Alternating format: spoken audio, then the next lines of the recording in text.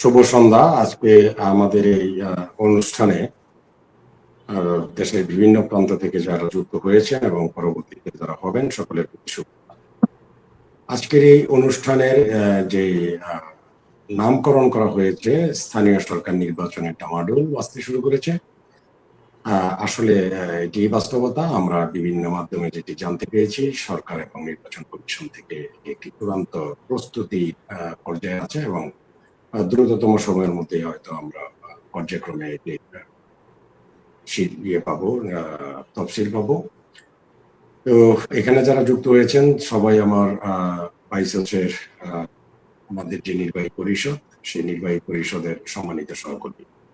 আপনারা সকলেই অবগত আছেন যে স্থানীয় সরকার যে প্রতিষ্ঠানগুলো আছে তার মধ্যে ইউনিয়ন পরিষদ অত্যন্ত গুরুত্বপূর্ণ একটি প্রতিষ্ঠান, যার কাজের যে পরিধি অথবা যে কর্মকাণ্ড সেটি একেবারে প্রান্তিক পর্যায়ের সকল মানুষকে নিয়ে একটি সার্বিক কার্যক্রম এখানে পরিচালনা করা হয়। আপনারা যারা এই মেয়াদে এখন দায়িত্ব পালন করেছেন তাদের মেয়াদের শেষ প্রান্তে এসে আরেকটি নির্বাচনের মুখোমুখি অবস্থায় এই যাবৎকাল আপনাদের এই মেয়াদের 5টি বছর কেমন দায়িত্ব পালন করতে পেরেছেন, আপনার অভিজ্ঞতা অথবা আপনার প্রত্যাশা অনুযায়ী জনসেবার যে প্রত্যয় নিয়ে আপনি কাজ শুরু করেছিলেন, সেক্ষেত্রে আপনার প্রত্যাশা এবং প্রাপ্তির হিসেব আসলে কোন পর্যায়ে আছে।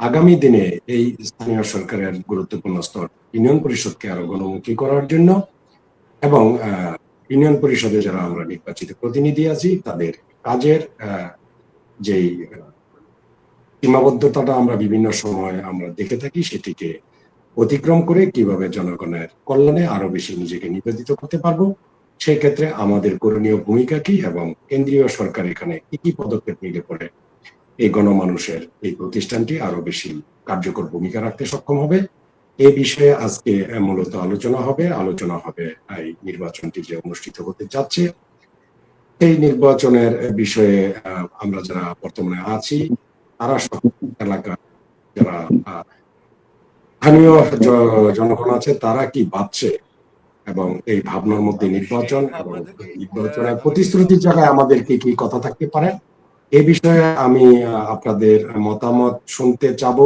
প্রচার হবে বিভিন্ন জায়গায়, আমাদের কথাগুলি পৌঁছে যাবে। অতএব অত্যন্ত দায়িত্বশীলতার সহিত আপনারা পর্যায়ক্রমে এই অনুষ্ঠানটি চালিয়ে যাবেন, পর্যায়ক্রমে আপনারা কথা বলবেন। সকলকে ধন্যবাদ জানাচ্ছি। রুবেল মহাসচিব, আপনাকে এই মুহূর্তে ধন্যবাদ জানাচ্ছি। আমারও কথা হবে আপনার সাথে। রুবেল আহমেদ, আপনার সাথে যদি কথা বলতে চাই, স্থানীয় সরকারের তফসিল ঘোষণা হবার সম্ভাবনা রয়েছে আগামী মাসে এবং প্রথম পর্যায়ে ভোট নভেম্বর ডিসেম্বরে শুরু হতে যাচ্ছে, এরকম একটা খবর আমরা পেয়েছি। আপনারা স্থানীয় সরকারের প্রান্তিক নেতা, আপনি এই নির্বাচনটাকে কিভাবে দেখছেন এবং এই আকাঙ্ক্ষাটা কি ছিল আপনার, আপনি যদি বলতেন। ধন্যবাদ সম্মানিত মহাসচিব, ভারপ্রাপ্ত চেয়ারম্যান, বাংলাদেশ ইউনিয়ন সদস্য সংস্থার বাইসের পক্ষ থেকে আপনাকে ধন্যবাদ। আসলে নির্বাচন একটি গণতান্ত্রিক প্রক্রিয়া। এখানে একটা নির্দিষ্ট সময় পরিধির মধ্য দিয়ে একটা নির্বাচন শুরু হয় এবং তার একটা নির্দিষ্ট সময় পর সেটা শেষ হয়। সেই নির্দিষ্ট সময় বলতে আমরা গত নির্বাচনে আমি নতুন হিসাবে নির্বাচিত হয়ে 5 বছরে প্রায় শেষ অংশে আমরা পৌঁছে গিয়েছি এবং সরকার কর্তৃক নির্ধারিত যে নির্বাচনের প্রক্রিয়া 5 বছর অন্তর অন্তর ইউপি সদস্যদের ইউনিয়ন পরিষদের যে নির্বাচন আয়োজিত হয়, সেই ধারাবাহিকতাই সরকার সিদ্ধান্ত নিয়েছে নির্বাচনটা করার, যা বাস্তবায়ন নভেম্বর বা সেপ্টেম্বর বা ডিসেম্বর সেটা নির্বাচনী এখতিয়ারে ওনারা করবে। এবং আমার কাছে যেটা মনে হয় সেটা হচ্ছে এটা হচ্ছে গণতান্ত্রিক প্রক্রিয়া। এই নির্বাচনটা যে হবে বা আমরা যে আমাদের যে সময়টা ছিল 5 বছর সেইটা শেষের পথে, বা আমি যতদূর জানি আমাদের হয়তো আনুমানিক 3 থেকে 4 মাস বা 3 মাসে এরকম আছে 5 বছর করতে একটা ইউপি সদস্য যে প্রোটোকল 5 বছর নির্বাচিত হয়ে জনপ্রতিনিধি হিসাবে নির্বাচিত হয়, সেটার মেয়াদ হিসেবে আর কিছুদিন আছে। আসলে এই নির্বাচনটা আসলে আমি মনে করি সরকার যে চিন্তা করেছে ইউনিয়ন পরিষদের নির্বাচনটা শুরুতেই করতে, এটাকে আসলে আমি সাধুবাদ জানাই। কারণ অনেক ইউনিয়ন পরিষদে আসলে মেয়াদটা শেষ হয়ে গিয়েছে। প্রশাসনিকভাবে হয়তো অনেক দায়িত্বে আছে। জনগণের ভোগান্তি থেকে মুক্ত করার জন্য সরকার হয়তো শুরুতেই ইউনিয়ন পরিষদ নির্বাচনের চিন্তা করেছে। তা আসলে এটা অত্যন্ত সুন্দর একটা চিন্তা। আর এটাকে বাস্তবায়ন করতে হলে নির্বাচনিক পরিবেশটাকে আগে সুন্দর করতে হবে। অর্থ এলাকায় আইন শৃঙ্খলা থেকে শুরু করে আমি মনে করি অর্থ এলাকার নিরাপত্তা, জনগণের নিরাপত্তা সবকিছু ইসির মাধ্যমে সুনিশ্চিত পরিকল্পনার মাধ্যমে এটা বাস্তবায়ন হোক, এটা আমার সবচেয়ে চাওয়া।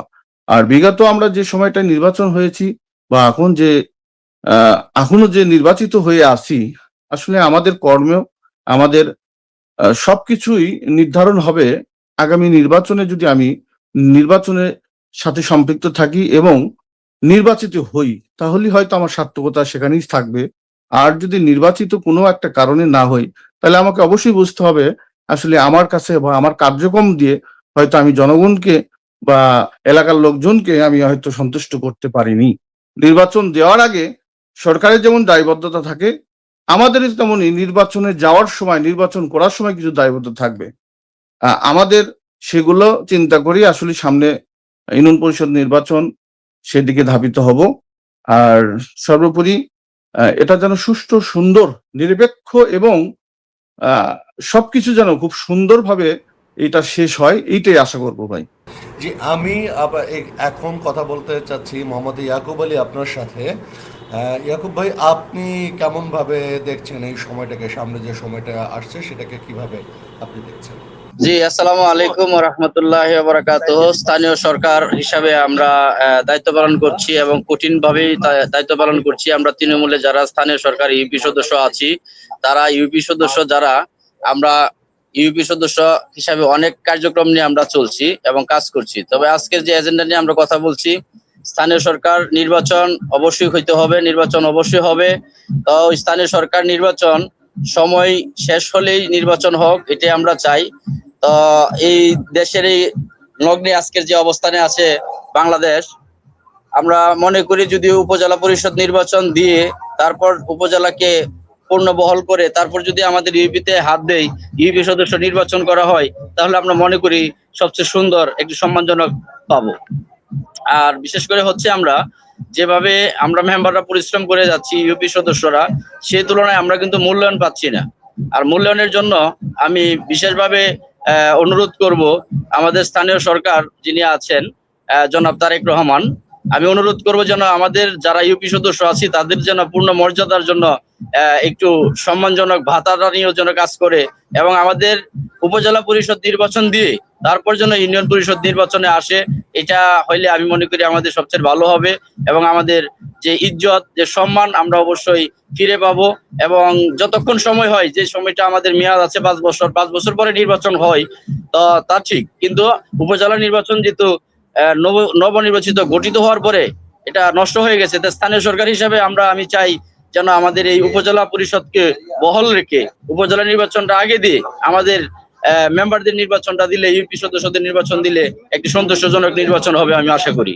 আজকে এখানে আমার সম্মানিত দুজন সহকর্মী যে আলোচনাটি করলেন, একজন নরসিংদী থেকে আরেকজন বগুড়া থেকে যুক্ত হয়ে, আপনি যেমনটি শুনছিলেন যে নির্বাচনের বিষয়ে সকলেই চাচ্ছে যে একটি অংশগ্রহণমূলক একটি নির্বাচন হোক, কারণ এই আমাদের বাংলাদেশে এটি অত্যন্ত সত্য এবং এটি চরম একটি বাস্তবতা যে নির্বাচনটি একটি উৎসব।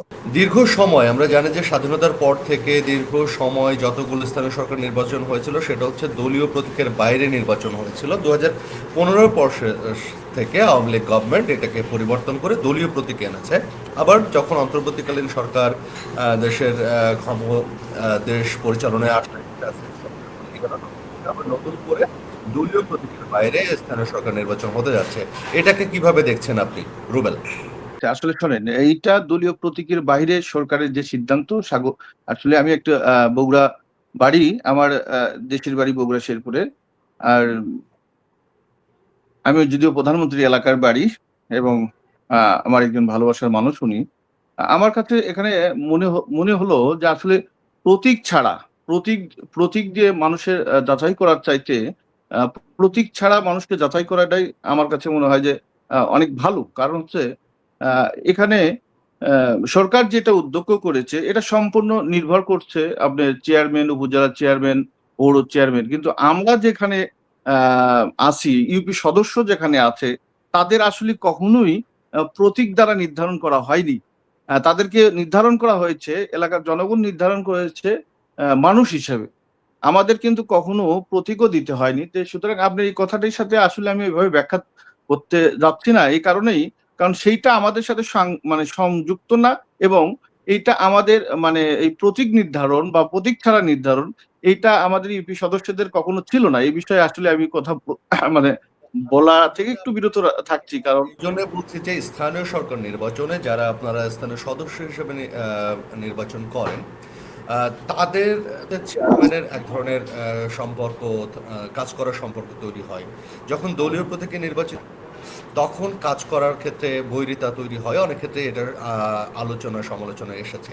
সেই জায়গা থেকে স্থানীয় সরকার একেবারে স্থানীয় মানুষের দোরগোড়ায় সরকারের সেবাটাকে পৌঁছে দেওয়া, সরকারের কণ্ঠস্বর বলতে পারেন, সেইখানে স্থানীয় সরকারের নির্বাচনে দলীয় যদি না থাকে কি ধরনের সুবিধা হতে পারে বলে আপনি মনে করেন একজন প্রান্তিক পর্যায়ের নেতৃত্ব? আচ্ছা, আমি যেটা বলি, দলীয় প্রতীক যেটা ছিল পূর্বে আমরা দেখেছি বিভিন্ন দল থেকে একটা প্রতীক একজনের হাতে তুলে দেওয়া হতো, সেটাকে আমি দলীয় প্রতীক হিসেবে বিবেচিত। কিন্তু এখানে বর্তমানে বাংলাদেশে গণতান্ত্রিক সরকার এই ব্যবস্থাটাকে মানে তোলার জন্য, তুলে দেওয়ার জন্য ওনারা চিন্তা করছে যে দলীয় প্রতীক ছাড়া নির্বাচন।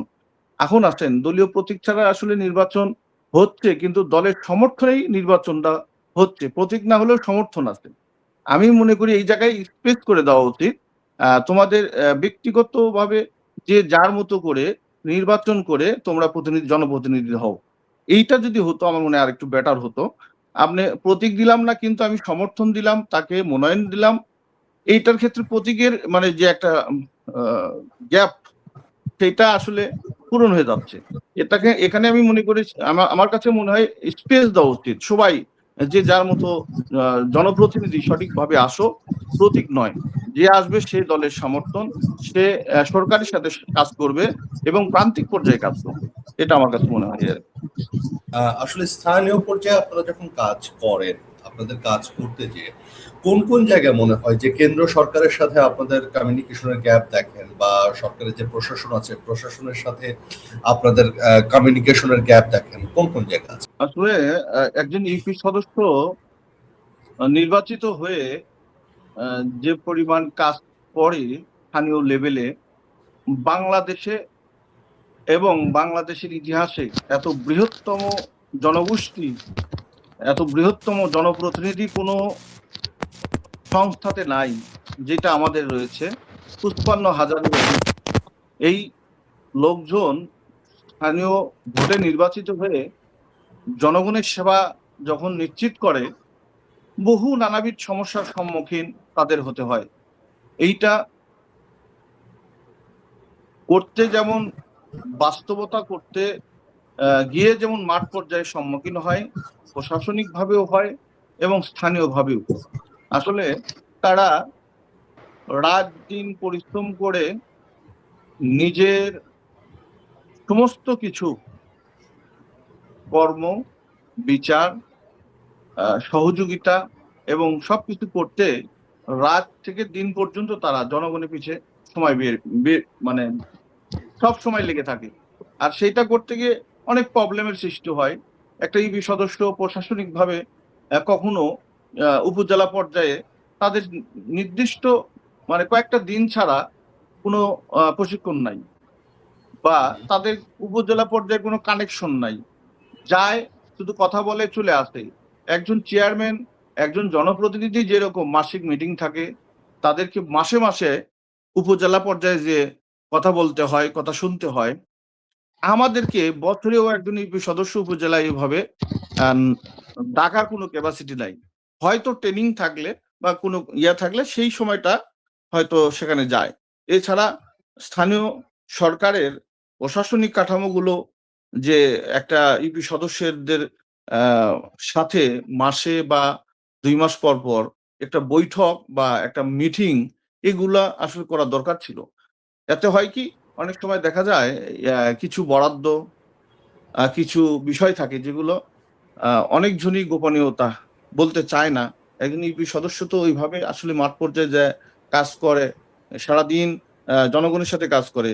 তারা আসলে ওইভাবে খোঁজ নিতে পারে না। এখান থেকে অনেক বঞ্চিত হয়, অনেক কিছুই বঞ্চিত হয়। হয়তো দেখা যাচ্ছে একটা জিনিস আসলো, সেটার হয়তো সঠিকভাবে না বলার কারণে উনি বঞ্চিত হলো। তা আমি চাই এগুলো চেয়ারম্যানদেরকে যেভাবে, প্রশাসনিক কর্মকর্তাদের যেভাবে, মানে আগে ইউপি সচিব যারা ছিল, যেভাবে তথ্য দেওয়া হয় উপজেলা থেকে, স্থানীয় সরকার মন্ত্রণালয় থেকে, এই তথ্যগুলো ইউপি সদস্যের যেন দেওয়া হয়, সেইটার একটা ব্যবস্থা করা স্থানীয় সরকারের। এবং এইটা করলে আমি মনে করি পিছিয়ে পড়া আমরা যে ইউপি সদস্যরা রয়েছি, তারা আগামীতে আরো অত্যাধুনিকভাবে তাদের কার্য সমক্ষ এবং তাদের কার্যবিধি সম্পর্কে ধারণা পাবে, আমার কাছে যেটা মনে হয়।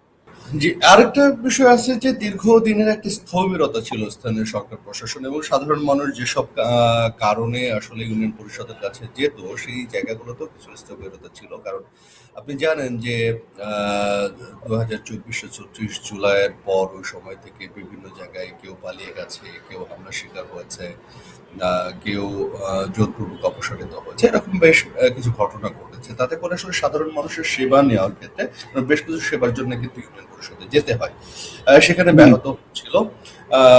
মাঝখানে অন্তর্বর্তীকালীন সরকার ছিল, সেই সরকারের সময়েও আইন শৃঙ্খলা পরিস্থিতি ঠিক ততটা উন্নয়ন ঘটেনি। নতুন করে এখন নির্বাচিত সরকার দেশ পরিচালনা করছে। এই সময়ে এসে কি ধরনের পরিবর্তন আপনি দেখছেন সাধারণ মানুষের মধ্যে স্থানীয় পর্যায়ে? আসলে একটা ইন্টারিম গভর্নমেন্টের সময় দেশের যে পরিবেশ সৃষ্টি হয়েছিল, সেখানে অনেক ইউনিয়ন পরিষদের প্রশাসনিক কর্মকর্তাকে নিয়োগ করা হয়েছে এবং প্যানেল চেয়ারম্যানকে দায়িত্ব দেওয়া হয়েছে, এবং কিছু কিছু জায়গায় আম, উপজেলা থেকে বিভিন্ন অফিসারদেরকে নিয়োগ করা হয়েছিল। এতে হয়েছে কি, মানে সেই সময়টা অনেকটা সমস্যার সম্মুখীন হয়েছে জনগণ।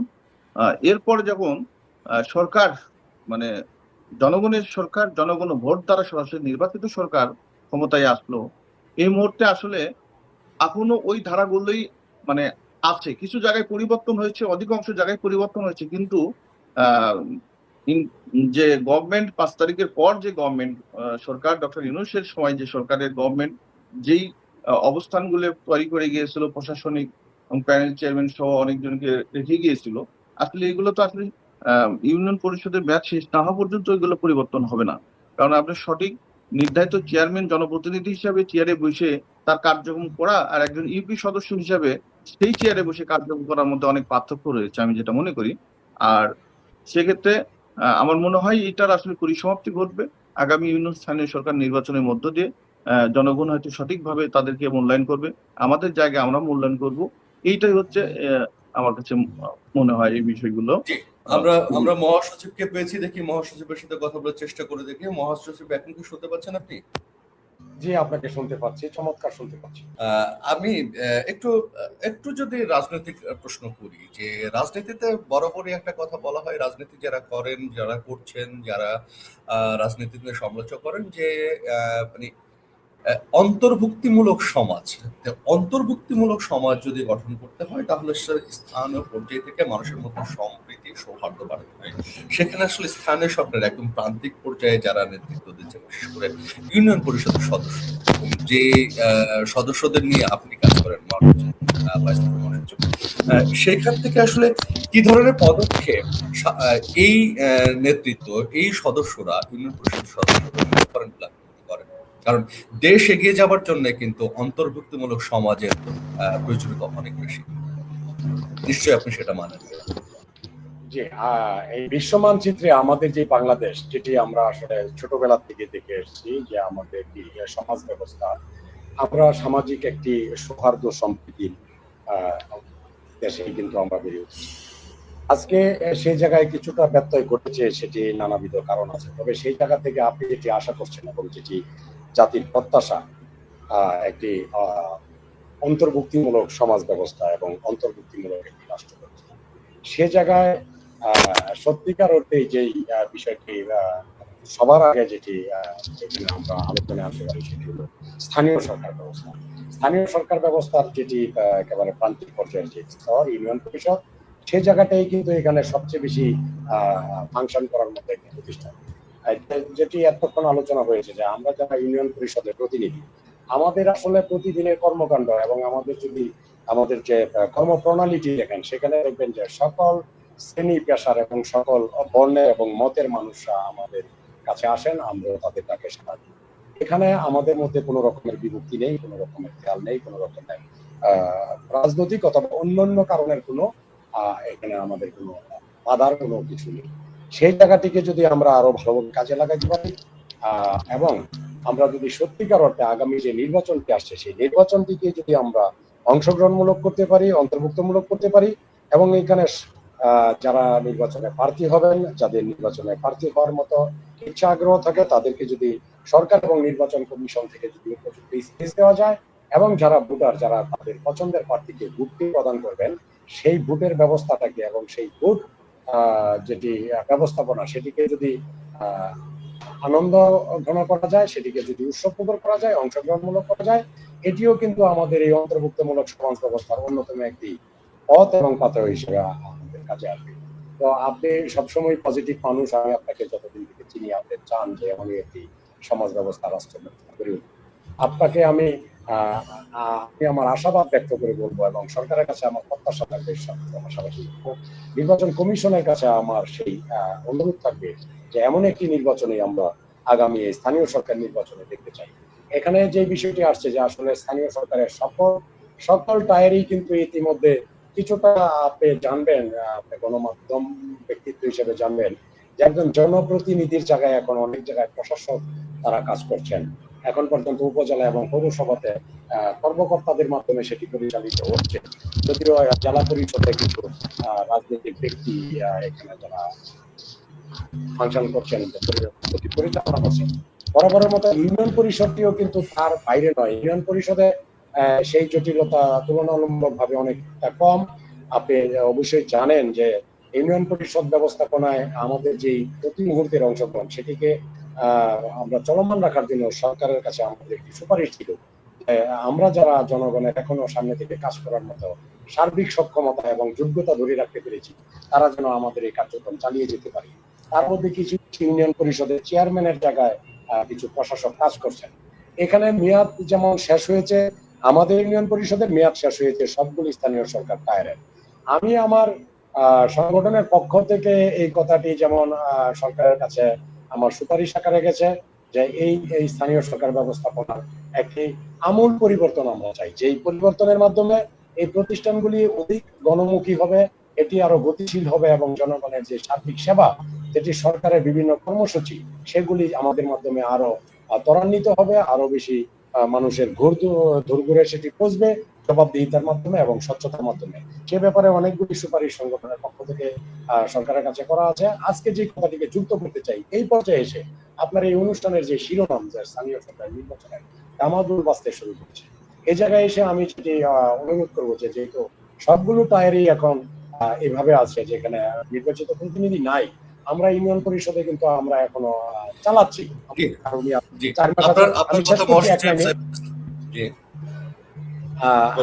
আমাদের কারো হয়তো 4 মাস সময় আছে, কারো আবার 1 বছর সময় আছে। এখানে আমার মনে হয় যে এই যে অন্যগুলি টায়ার আছে, উপজেলা আছে, পৌরসভা আছে, সিটি কর্পোরেশন আছে, আমরা যদি সিটি কর্পোরেশনে আসি, এখানে কিন্তু সংখ্যা মাত্র 12টা। আমরা যদি পৌরসভায় যাই তাহলে সেই 3 শতাধিক। এই প্রতিষ্ঠানগুলিতে যদি নির্বাচনটাকে আগে করা যেত, এবং এখান থেকে যদি সরকারের যেটুকু বা নির্বাচন কমিশনের যে সক্ষমতা, সেটিকে ওখানে অ্যাপ্লাই করে একটি দেখুন, আপনি জানেন যে একটি বাধ্যবাধকতা আছে যে 317টি যে ইউনিয়ন পরিষদ, সেখানে যে সময়ে নির্বাচন হয়েছিল সেই সময়টা চলে যাচ্ছে। সো নির্বাচন কমিশনের কিন্তু একটা আইনি বাধ্যবাধকতাও আছে, সেটা সিইসি বলেছেন।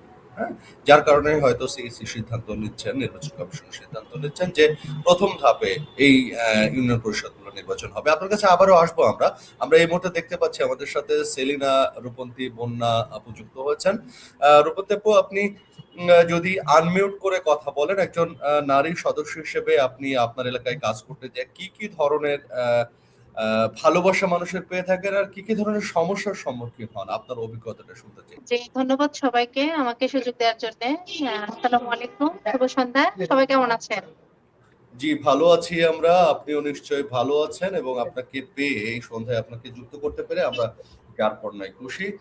এটা অব্যাহত থাকবে। স্থানীয় সরকার নির্বাচন নিয়ে স্থানীয় সরকারের একদম প্রান্তিক পর্যায়ের সদস্যদের নিয়ে আমরা কথা বলতে চাই। বিশেষ করে বাইসস মহাসচিব এ ব্যাপারে অনেক বেশি চিন্তা করেন, সেজন্যই আসলে এই আয়োজন। ধন্যবাদ রূপন্তী আপু। আপনার কাছ থেকে আপনার অভিজ্ঞতাটা শুনতে চাই যে একজন নারী সদস্য হিসেবে কাজ করতে যে স্থানীয় পর্যায়ে কি ধরনের সুবিধা আপনি পেয়ে থাকেন আর কি ধরনের অসুবিধার সম্মুখীন হন আপনি? বর্তমানে একটা কমন সমস্যা হচ্ছে ড্রাগ, মাদক। তো মাদকের মধ্যে নারীরা যদিও জড়িত না, তারপরেও এটার প্রভাব পড়ে পারিবারিকভাবে, বিভিন্ন ধরনের সামাজিক প্রভাব পড়ে মাদকের কারণে। আর মহিলা যারা নারী সদস্য আছে তাদের তো অনেক কাজেই অনেক বাধা, তারপরে হচ্ছে অনেক অসুবিধার সম্মুখীন হতে হয়। বিশেষ করে বর্তমান যে প্রেক্ষাপট, সেই প্রেক্ষাপটে নারী সদস্যদের আহ মূল্যায়নটা খুবই কম হচ্ছে। আর বিশেষ করে হচ্ছে যে বর্তমান যে সমস্যা, সেটা ওই যে নির্বাচনী চেয়ারম্যান না থাকার কারণে পরিষদের মধ্যে বলা যায় যে নারী সদস্যদের ভূমিকা খুবই কম। তাদেরকে সব রকম মিটিং এ অ্যাটেন্ড করানোর জন্য মানে বলা হয় না, চিঠি দেওয়া হয় না, কিংবা কল করা হয় না। আর পাশাপাশি হচ্ছে নারী সদস্যরা যে ভাতা, যে ইয়েগুলা পাইতো, এগুলা হচ্ছে স্থানীয় যারা আছে রূপন্তী নেতৃত্ব। আপু, আমি আপনার সাথে একটু কথা বলতে চাই। বিশেষ করে মাদক সমস্যার কথা আপনি বলেছেন যে মাদক একটা ভয়াবহ সমস্যা যেটা আমাদের সন্তানদেরকে ভবিষ্যৎকে আসলে অন্ধকারাচ্ছন্ন করছে এবং সমাজ কলুষিত হয়।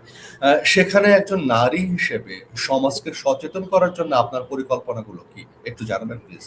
আমার পরিকল্পনা হচ্ছে যে যে পরিবারে মাদক সেবন করছে বা মাদক বিক্রি করছে, তাদের যে অভিভাবক আছে তাদেরকে একত্রিত করে উঠান বৈঠকের মাধ্যমে তাদেরকে কাউন্সিলিং করা। মানে আমার মনে হয় যে যারা মাদক সেবন করে তাদের আগে তাদের যে অভিভাবক আছে তাদেরকে কাউন্সিলিং করা, এবং অভিভাবকদেরকে কাউন্সিলিং এর মাধ্যমে তাদেরকে একটা শিক্ষায় শিক্ষিত করে যেন তারা খেয়াল রাখতে পারে, বুঝতে পারে যে কি করলে কি বোঝা যাবে যে তার সন্তান মাদকাসক্ত। আমরা প্রত্যেকটা পরিবারে আমরা লাস্ট স্টেজে গিয়ে বুঝতে পারি যে আমার ছেলে মাদকাসক্ত। বা দেখা গেছে ঘরে যদি বড় ধরনের কোনো চুরি হয়, ডাকাতি হয়, কিংবা বাবা মায়ের গায়ের উপর হাত ওঠে, তখন বাবা মা বুঝতে পারে যে তার সন্তান মাদকাসক্ত। এর আগে তারা বেখেয়ালি থাকে, মনে করে যে বিষয়টা স্বাভাবিক। দাওয়াতের জন্য টাকা নিচ্ছে, ঘোরার জন্য টাকা নিচ্ছে, বেড়ানোর জন্য টাকা নিচ্ছে, বা পোশাক কেনার জন্য। অ্যাকচুয়ালি তারা টাকা পয়সা নিয়ে কি করছে, পড়াশোনা ঠিকঠাক মতো করতেছে কিনা। আমার মনে হচ্ছে যে পারিবারিক ভাবে যে অভিভাবক থাকে তাদেরকে মা বাবা, বিশেষ করে চাচা চাচি, দাদা দাদি, এদেরকে কাউন্সিলিং করে দেন হচ্ছে বাচ্চাদেরকে আমরা শুধরাতে পারবো। অন্যথায় আমার মনে হয় যে সম্ভব না আর কি। অনেক ক্ষেত্রে বলা হয় যে মাদকে আসলে জড়িয়ে পড়ে কর্মসংস্থানের অভাবে এবং কর্মসংস্থান যদি আসলে তৈরি করা না যায় মাদকাসক্ত সংখ্যা বেড়ে যায় সমাজে। আপনার কি সেটা মনে হয়? আপনার সমাজকে যদি আপনি পর্যবেক্ষণ করেন, আপনার কি সেটাই মনে হয়? হ্যাঁ, এটা অবশ্যই। মানে আমাদের যে শিক্ষা ব্যবস্থা, গতকালকে আমার ছেলে আমার সাথে কথাটা শেয়ার করলো যে উন্নত বিশ্বে 11-12 পর্যন্ত পড়াশোনা হয়, তারপরে হচ্ছে তারা তাদের যে যোগ্যতা, মানে যার যেটা পেশা, মানে ভালো লাগা, যে কেউ আর্ট করতে যায় তাকে আর্ট নিয়েই তাকে ব্যাচেলর করানো হয় বা অনার্স করানো হয়। কিন্তু আমাদের দেশের যে সিস্টেমটা, সেটা হচ্ছে সব বই তাকে পড়তে হবে, দেন হচ্ছে গিয়ে সে যে সাবজেক্ট চায় সেই ভার্সিটিতে গিয়ে সেই সিটি পায় না। তো এত পড়াশোনা করে লাভ কি যে সিটি পায় না সরকারি ভার্সিটিতে? তখন তাকে বাধ্য হয়ে বিদেশ যাইতে হয়। অন্যথায় হচ্ছে গিয়ে সে ড্রাগস এর মধ্যে মানে ঢুকে পড়ে আর কি। আমার মনে হয় যে আমাদের বাংলাদেশের সিস্টেমে এটা আনা উচিত। একটা আগ্রহ থাকে একটা পেশার উপরে, তো সেই পেশার সাথে পড়াশোনার পাশাপাশি তাকে প্র্যাকটিক্যালি সেই কাজের উপর যুক্ত করে দেয়া, মানে লিঙ্ক আপ করে দেয়া, যেন সে পড়াশোনার পাশাপাশি তার পছন্দের কাজটা করতে পারে, প্র্যাকটিক্যালি করতে পারে। দেন হচ্ছে মাদকের দিকে সে কম যাবে আর কি, আমার মনে হচ্ছে এটা। জি, ধন্যবাদ আপনাকে। আপনি নিশ্চয়ই কর্মমুখী শিক্ষার কথা বলছিলেন। মোহাম্মদ রুবেল আহমেদ, আপনার কাছে প্রশ্ন করতে চাই যে কর্মমুখী শিক্ষার প্রসারে শুধুমাত্র ওই যে বিএ পাস, এমএ পাস না করে একদম ছোটবেলা থেকেই দক্ষতা তৈরি করা কর্মমুখী শিক্ষার বিষয়ে আপনারা ইউনিয়ন পরিষদের সদস্যরা কি ধরনের ভূমিকা রাখতে পারেন? ধন্যবাদ। আসলে শিক্ষা ব্যবস্থাটা আসলে আমাদের দেশে, আমি একজন ইউপি সদস্য ভার্সেস আমি জাতীয় বিশ্ববিদ্যালয় থেকে অনার্স মাস্টার্স পাস করে এই পদটাকে বেছে নিয়েছি। একজন ইউপি সদস্য হিসাবে আমার এই অনার্স মাস্টার্স পাস করে আসে জনগণের সেবায় নিজেকে নিয়োজিত করার জন্য ইচ্ছা পোষণ করেছি এবং সেটা বেছে নিয়েছি এবং নির্বাচিত হয়েছি। আমাদের এই দেশের যে কালচার বা আমাদের দেশের যে পরিবেশ, শিক্ষা ব্যবস্থা আসলে দেখেন সর্বশেষ আপনি শিক্ষার যে রেজাল্ট বা মান, সেটা আমার কাছে খুবই একটা ভালো বলে মনে হলো না। কারণ অধিকাংশ এলাকাতেই দেখেছি ওই প্রতিষ্ঠানের ছাত্র থেকে শুরু করে সবাই প্রায় অর্ধেক ফেল অথবা 80% ফেল হয়েছে, 1-2 জন পাস করেছে। মানে গত যে এসএসসির রেজাল্টে প্রুফশিট করে আমি কথাটা বলতেছি। তা আসলে এই যুগটাই অত্যাধুনিক যুগে মোবাইল, অনলাইন গেম, জুয়া, নেশায় আসক্ত হয়ে অধিকাংশই পরিবার অনেকটা ধ্বংসের পথে, অধিকাংশ যুব সমাজ আজ ধ্বংসের পথে। আর সেখানে শিক্ষা ব্যবস্থাটা আমি মনে করি একটু পরিবর্তন, আমাদের মাননীয় প্রধানমন্ত্রী তারেক রহমানের কাছে অনুরোধ করব, এই শিক্ষা ব্যবস্থার মধ্য দিয়ে শিক্ষা ব্যবস্থা পরিবর্তন করে নতুন ধারায় মেধা এবং যুক্তিভিত্তিক শিক্ষা ব্যবস্থা, যার যে মেধা সে মেধায় সে অনুপাতে শিক্ষা ব্যবস্থাটা করাটা আমার কাছে শ্রেয় মনে হয়। আর সবচেয়ে বড় বিষয় হচ্ছে আমাদের এখানে আমাদের শুধু সরকারকেই এর দায়িত্ব নিলে হবে না, আমাদেরকেও জনপ্রতিনিধি হিসাবে দায়িত্ব নিতে হবে এবং উক্ত পরিবারের পিতামাতাকেও দায়িত্ব নিতে হবে আমার ছেলের শিক্ষা ব্যবস্থা শিক্ষায় শিক্ষিত করতে। যে করণীয় কাজ, সেই করণীয় কাজগুলো তাদেরকে অবশ্যই তাদের সাথে সমন্বয় করে সন্তানকে মানুষ করতে হবে। এখানে আসলে শিক্ষা ব্যবস্থাটা পরিবর্তনের যে নিয়ম বা যে করণীয়, সেটা আমি চাইবো অবশ্যই আমাদের সরকার সেটা পরিবর্তন করে একটা সুন্দর শিক্ষা ব্যবস্থা প্রণয়িত করবে। কিন্তু আমরা অভিভাবক হিসেবে, জনপ্রতিনিধি হিসাবে সেখানে আমরা অবশ্যই সেটাকে যুবকদেরকে সেই শিক্ষা ব্যবস্থা বা খোঁজ খবর নেওয়ার জন্য চেষ্টা করবো। জি, ধন্যবাদ আপনাকে মহাসচিব। আপনার কাছে শেষ প্রশ্ন রাখতে চাই যে আমরা যে কথাগুলো উঠে আসলো আজকের কথায়, আপনি আপনার বিভিন্ন সময়ের কথার মধ্যে বলেন যে অনেকগুলো মন্ত্রণালয়ের সমন্বিত অংশগ্রহণ রয়েছে স্থানীয় সরকারে। সেই সমন্বিত অংশগ্রহণ নিশ্চিত করবার জন্য আপনার আহ্বান কি থাকবে আসলে কেন্দ্রের কাছে?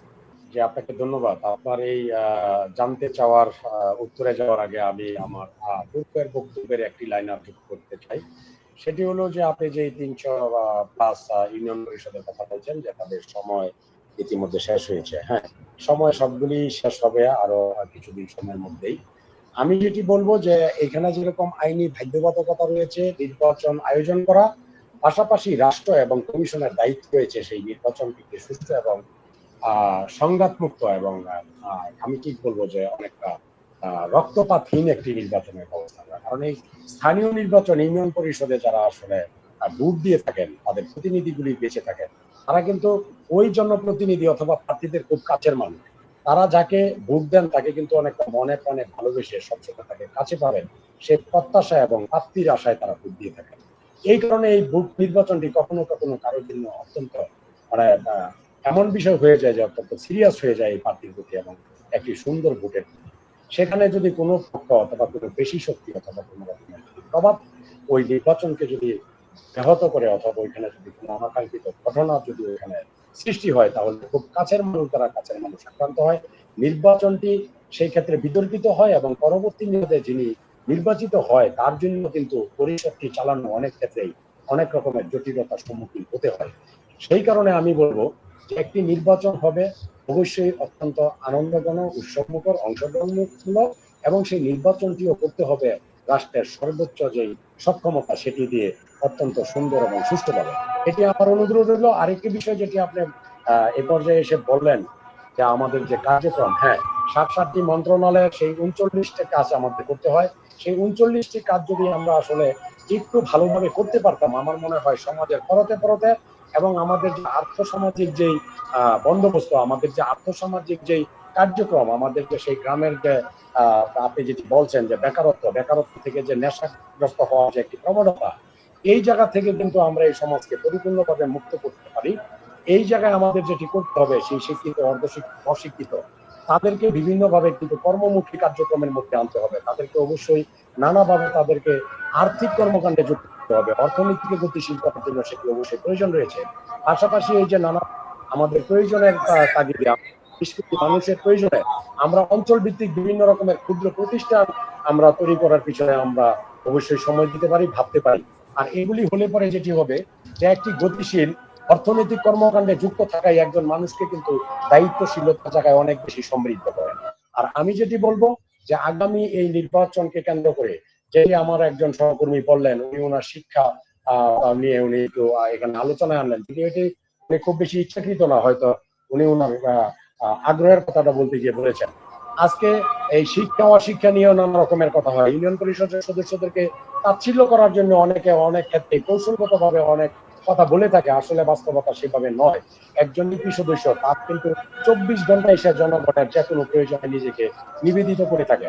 আমি যেটি বলবো ইউনিয়ন পরিষদটাকে সেই জায়গায় কাজে লাগানোর জন্য এবং এই 7টি মন্ত্রণালয়ের 39টি কাজ সেই প্রান্তিক মানুষের, সেই 18 কোটি মানুষের যারা গ্রামে বাস করে, যারা ইউনিয়ন পরিষদের সাথে যুক্ত, ইউনিয়ন পরিষদের সীমানা তাদের পরিবর্তনের জন্য এই যে শিক্ষা পরিবর্তনের বলছেন, শিক্ষা পদ্ধতির পরিবর্তন বলছেন, শিক্ষার যে প্রয়োজনীয়তা এটি বিশ্ব বাস্তবতার সাথে মিল রেখে, তথ্য প্রযুক্তির সাথে মিল রেখে এখানে যেমন আমাদের প্রাতিষ্ঠানিক শিক্ষাকে এগিয়ে নিতে হবে, ইউপি সদস্য যারা আছে তাদেরকেও বিভিন্ন প্রশিক্ষণের মাধ্যমে তাদেরকে অনেক বেশি আরো বেশি দক্ষ প্রশিক্ষিত করতে হবে এবং তাদের মাধ্যমে একটি সুন্দর আগামীর বাংলাদেশ বিনির্মাণের জন্য সরকারকে এগিয়ে আসতে হবে, আমাদেরকে কাছে রাখতে হবে, পাশে রাখতে হবে এবং আমাদের কণ্ঠ তাদের একটু মনোযোগীর সহিত শুনতে হবে। আমি আশা করি আপনার মাধ্যমে আমাদের এই বক্তব্যের কিছুটা অংশ হলেও কারো না কারো কানে যাবে এবং আমরা সেখান থেকে হয়তো একটু আরো দেখা পাবো আগামী দিনে কাজ করার একটি আরো সুন্দর। আমাদের যে মাননীয় ভাইস মহাসচিব সাইফুল ইসলাম মোয়াজ্জেম ভাই, আপনাকে অসংখ্য ধন্যবাদ। সেই সাথে ধন্যবাদ মোহাম্মদ রুবেল আহমেদ ভাই, আপনি অনেকক্ষণ ধরে আমাদের সাথে ছিলেন, শুরু থেকেই একদম নির্ভেজাল ভাবে আজকে ছিলেন আপনি। সেলিনা রূপন্তী বন্যা আপু, আপনি শুরু থেকে অনেক কষ্ট করে আমাদের সাথে যুক্ত হয়েছেন, এই জন্য আপনাকে অসংখ্য ধন্যবাদ জানাচ্ছি। আসলে আমরা এই মুক্ত আলোচনাটি অব্যাহত রাখতে চাই দ্য পিপলস বিডির এই পেজে, peoplesbd.net আমাদের একটি কার্যক্রম, একটি প্ল্যাটফর্ম। আমরা আসলে পজিটিভ বাংলাদেশের জন্য হাঁটতে চাই, কথা বলতে চাই, আলোচনা করতে চাই, সমালোচনা করতে চাই। আপনাদেরকে আবারও সাথে পাবো এবং একসাথে বাংলাদেশ গড়ে উঠবে সেই প্রত্যাশা রাখছি। ভালো থাকবেন সবাই, আবারও কথা হবে।